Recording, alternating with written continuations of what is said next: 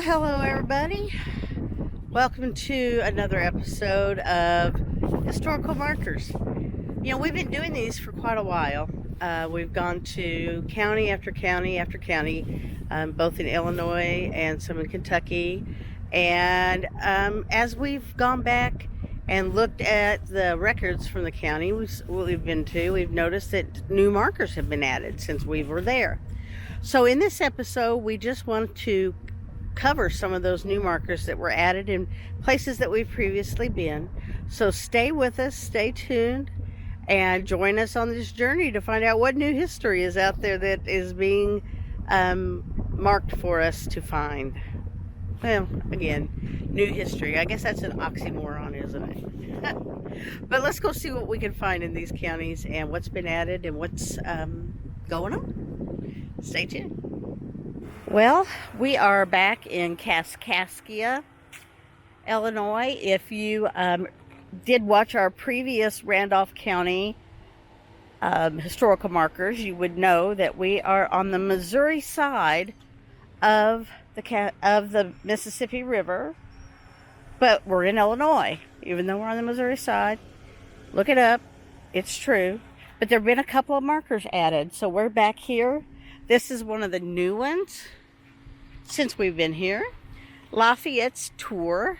On April 30th, 1825, Lafayette arrived at General Edgar's home, dined at Colonel Sweet's Tavern, and attended a ball at William Morrison's house. So the Illinois Daughters of the American Revolution has put this sign up, and that's pretty awesome. It's always good to revisit places that we've been and learn new things.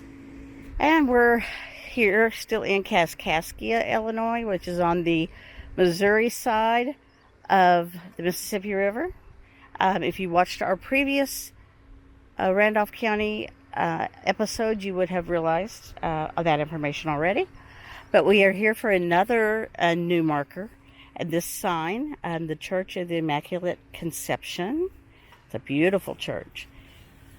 And it looks like it was put up by the National Society of Colonial Dames of the 17th century, Illinois State Society, in commemoration. Okay, so this one might have been here before, but it's just been put up for us to locate. So there we go. It's the first time I've heard of the National Society of the Colonial Dames of the 17th century. I might have to look that up. That's pretty cool. All right. So that is here in front of the Church of the Immaculate Conception. All right. We are in Prarie du Rocher, Illinois, in Randolph County. And if you have watched our previous Randolph County videos, that you would know that we have been here before.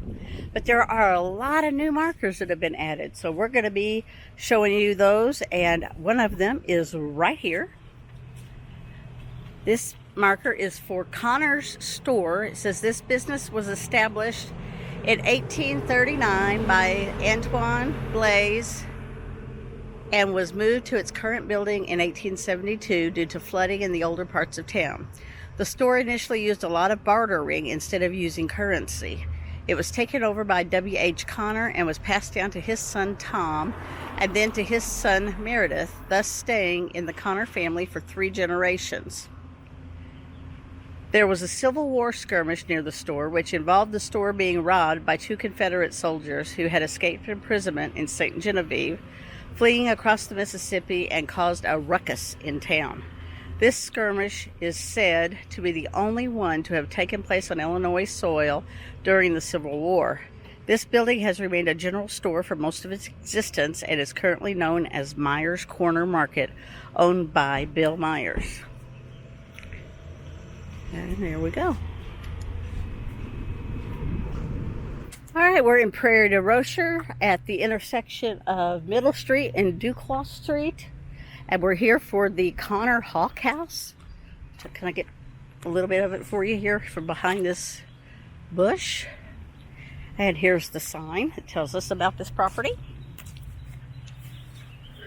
Built by Charles Hauck, a well-known horse, mule, and cattle dealer, this home was built in the 1890s with 3 barns added to the property in 1899.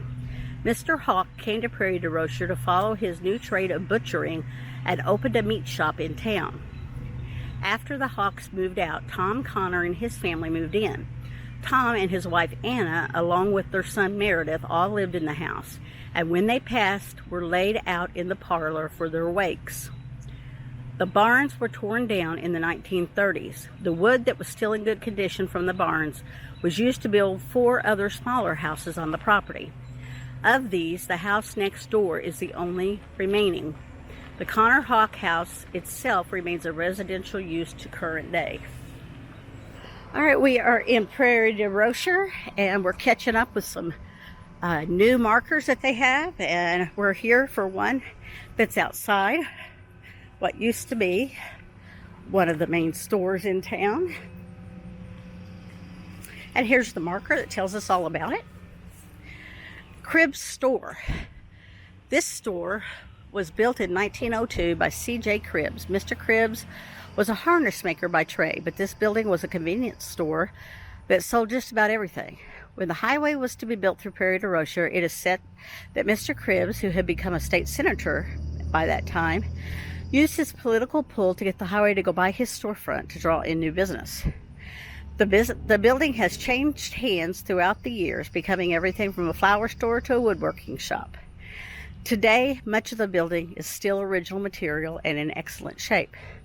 Specifically, the door handle is the original one for when it was built over 100 years ago. The building is currently home to Jerry Franklin's woodworking shop.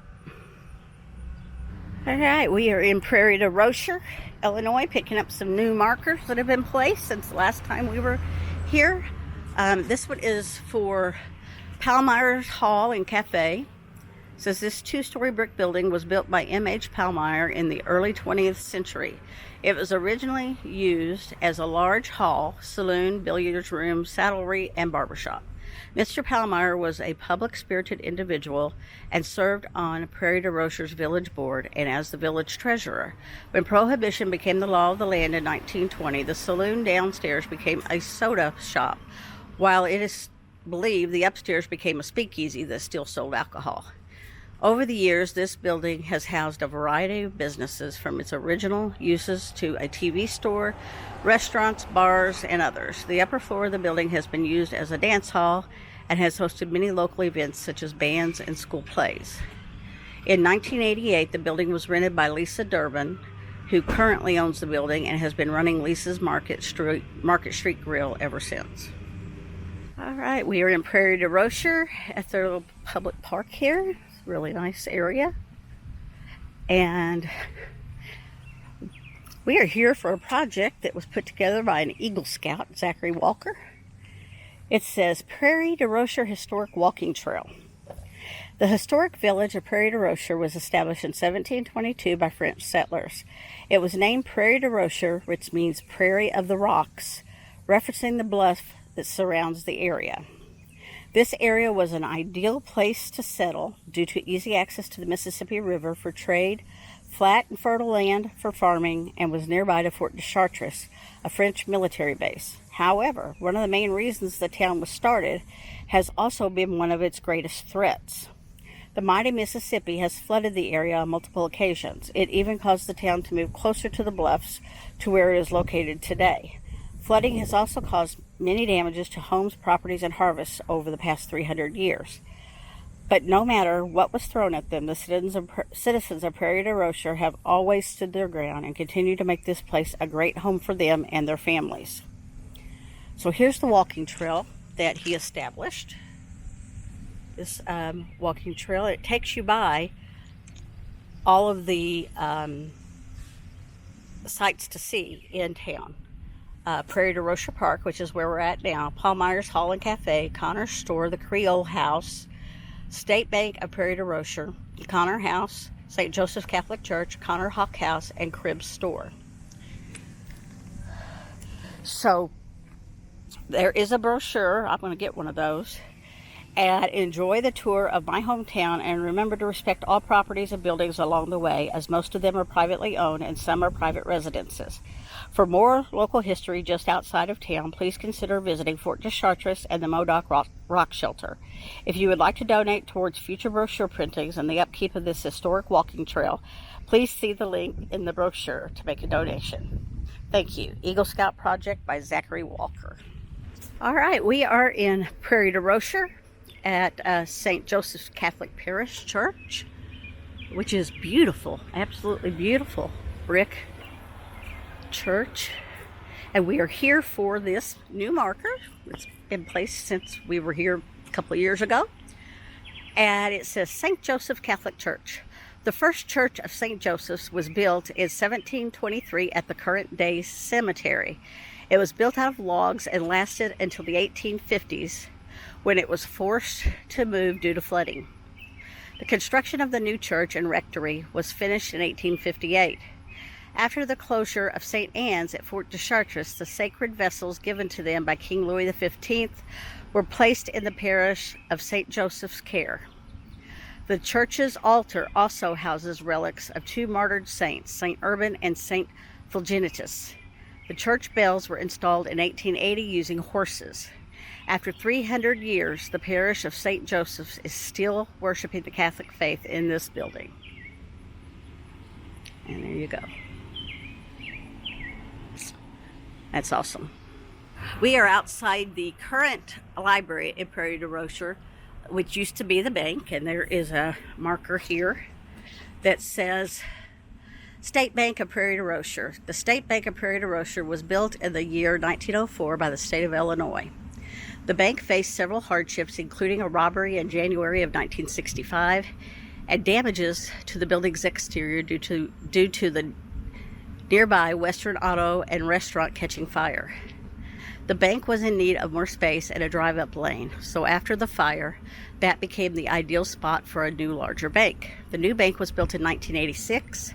Over the years, the old bank building has housed multiple businesses, including an appliance shop, construction company office, and is currently the community library, started by Ernie and Jane Pfeiffer.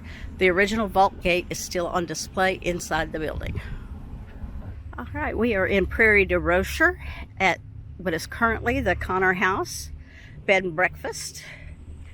And we are here for the marker that's right here, one of the new ones that have been added.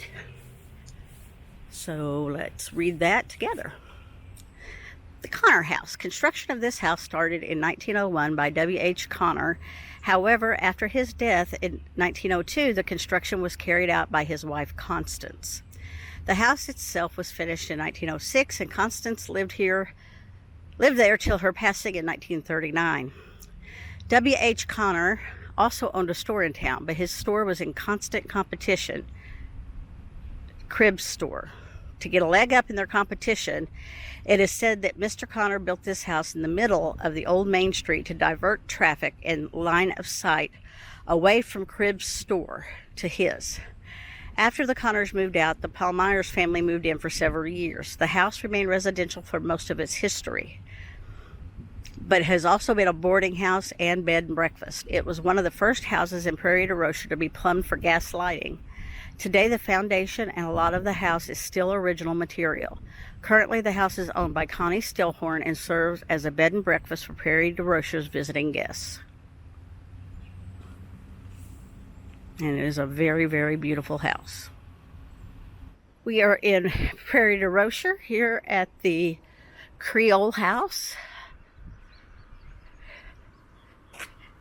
And we've been catching up with Prarie du Rocher since they've added all of these new markers for their 300-year centennial. And they added a new one here for the Creole House, so we wanted to get this one. The house, now known as the Creole House, was originally said to be built by either Dr. McDonald or Dr. Hill. It's unclear as to which doctor it actually was. It was used as both a residential area and doctor's office. The building is one of few along Mississippi that is a blend of Anglo-American and French-American architecture. The original structure consisted of just one room, but between the years of 1835 and 1865, the house was added onto several times to become what it is today. Over the years, it has been home to multiple families and even a senator. It is currently used as a historic site and museum, famous for its many unexplainable supernatural elements. Today, the home is under the care of the Randolph County Historic Society and is open for tours during events or by appointment only. And here's an old photo of the Creole House up against the bluffs that are back here. So there we go. All right, we are in Prarie du Rocher, and we are at their Veterans Memorial in dedication, honor, and memory of those from our community who so valiantly served our country. They gave their today for our tomorrow. And they have veterans from that gave all from World War I, Vietnam, Persian Gulf War, and World War II. And they have the flagpoles. It's just really nice, nice memorial that they have here. All right, we are outside of Sparta, Illinois, at the Chalcedonian Cemetery for this veteran memorial that's here to honor all who served and those who gave their life for God and country in war and in peace.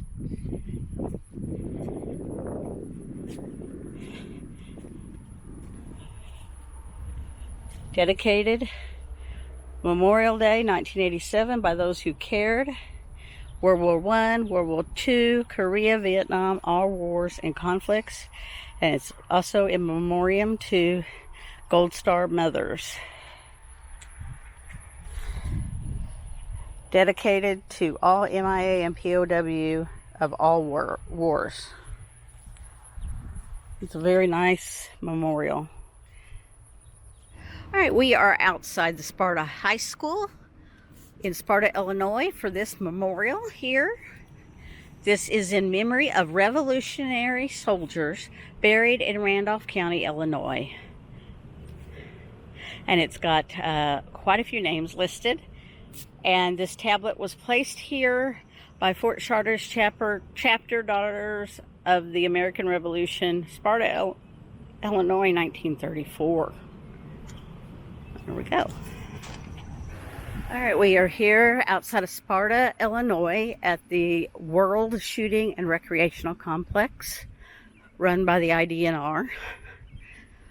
This place was supposed to be, used, as it said, by agencies and people all over the world for competition and all kinds of things, but politics being politics, I think it's still upkept, and I think there are still people who come here and use the facility, but I don't know that it's to the degree that they had hoped for.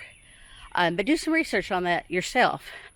We are here for this marker with this statue at the Trap Shooting Hall of Fame and Museum, which is not open, appear to be open, but we're here for this marker. The Grand American. From 1900 through 1923, the Grand American was held in 10 different cities. They included New York, Kansas City, Indianapolis, Chicago, Columbus, Springfield, Dayton, St. Louis, Cleveland, and Atlantic City.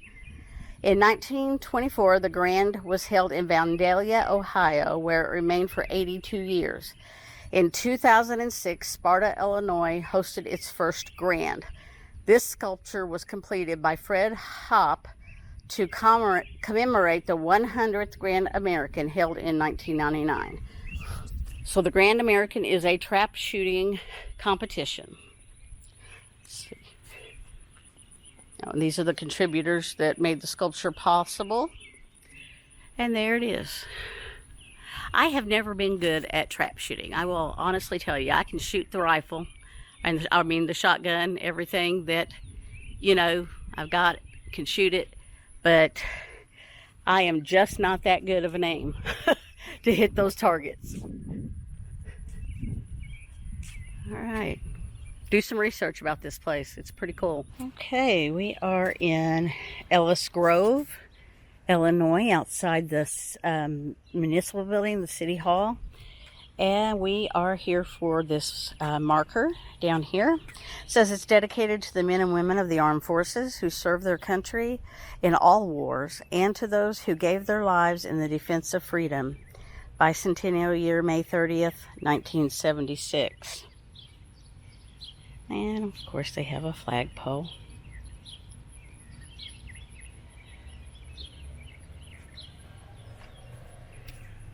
All right, we are in Redbud, Illinois at Rats Park. We've been here before, and we have done this Veterans Memorial here, but they have a new addition to their Veterans Memorial area, and that's this M44 here. So we are here to document this awesome piece of equipment. Says M44 self-propelled howitzer. This unit obtained and placed here by Redbud VFW Post 6632 to honor all veterans past, present, and future. The era of the vehicle, it was in service from 1954 to 1963, exported to West Germany, Turkey, United Kingdom, and Italy. It served in Kurdish-Turkish conflict. It weighs 62,500 pounds. It's 20 feet in length, 11 feet wide, 10 feet high. It would have held a crew of 5, 2 loaders, a gunner, a driver, and a commander. The shell is separate loading bag charge, rate of fire 1 RPM rapid to 4 RPM. Armor 0.47 inch, muzzle velocity 1,850 feet per second, effective firing range 9.1 miles. Wow. Has a 150 gallon fuel tank. The operation range would be 75 miles and the maximum speed would be 35 miles per hour. The engine is a Continental AOS 895-3. The armament was a cannon. It's a 155 millimeter howitzer, an M45 mount machine gun, 50 caliber Browning M2. It was dedicated last Veterans Day, November 11th, 2023.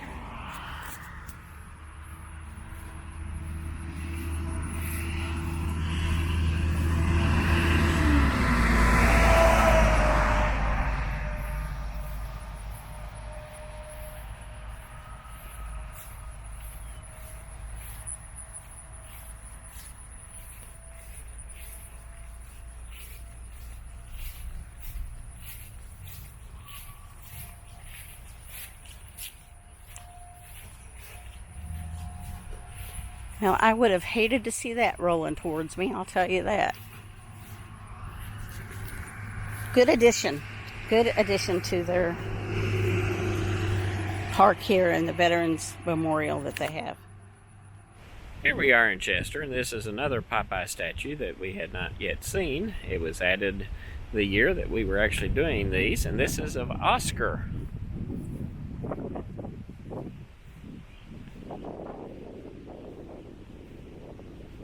Here, this is Oscar, Popeye's comedic friend and comrade who debuted in 1931, named after Seeger's friend and tavern owner Oscar Wittenbrink per the family history, and the part of the Popeye and Friends Character Trail 2006 to 2022. Creator and coordinator Michael W. McClure. Never take your dreams for granted. Well, guys, you have seen us go back to counties that we have been to, and we have caught up with new markers and markers we may have missed along the way. We've been in various counties, so you may find more than one county in an episode. It's just us doing some backtracking and catching up and learning some more new stuff. I can't believe there's more stuff out there to learn. I don't know it all yet. So stay with us as we continue to not only go to new areas and find markers, but we get historical markers from areas we've already been to, and they keep adding them. And I absolutely, if you know of a place in your county that needs to be on our list, let us know, and we will do that. So we'll catch up with you later in another episode.